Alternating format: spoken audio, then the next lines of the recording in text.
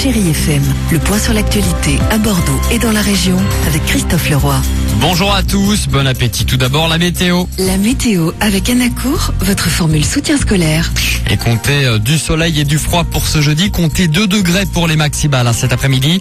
Mais le département est en vigilance orange dès 17h. Tout à l'heure jusqu'à demain soir 21h, une perturbation neigeuse est annoncée dès cette nuit avec donc de la neige et du verglas pour demain matin.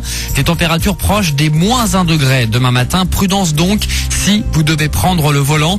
Alors avec ce froid, attention à votre compteur d'eau. Le compteur, quand il est installé à l'extérieur de la maison ou dans une pièce non chauffée, est sensible au gel. Alors comment le protéger? Écoutez Pascal Bouche de la Lyonnaise des Eaux. Alors ne pas faire, surtout éviter de mettre directement dans la trappe compteur des copeaux, mettre du matériau, des journaux, comme certains ont tendance à le faire de temps en temps, parce que ces matériaux risqueraient d'être imbibés d'eau et donc d'accélérer le processus de gel du compteur.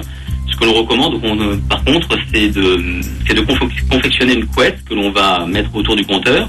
Cette couette, on va la confectionner avec un sac poubelle que l'on remplira de matériaux isolants, c'est-à-dire des sortes de chips de polystyrène.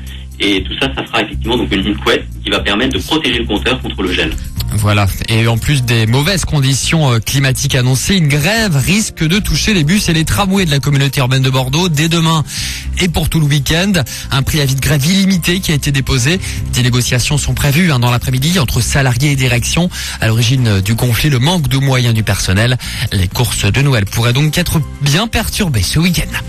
Une enseignante du collège de Saint-André de Cubzac frappée à coups de chaise hier matin. La victime, âgée de 37 ans, a été agressée par un élève de 14 ans, de 4e. Le collégien n'aurait pas supporté une remontrance de son professeur.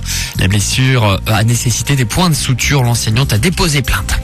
Le pessimisme d'Angela Merkel à l'aube de la fermeture du sommet de Copenhague. Selon la chancelière allemande, le processus des négociations est au point mort. Elle espère que l'arrivée de la centaine de chefs d'État va donner une impulsion aux discussions. Nicolas Sarkozy est attendu en fin d'après-midi dans la capitale de Danemark. Enfin, la famille de Johnny Hallyday a engagé une procédure judiciaire. Elle demande une expertise médicale pour déterminer si l'opération de l'hernie discale pratiquée à Paris a été correctement effectuée. Le référé sera examiné lundi par le tribunal de grande instance de Paris. Johnny, sinon, devrait sortir de l'hôpital d'ici une quinzaine de jours et observer une longue convalescence. L'avion, lui, est interdit pendant plusieurs mois.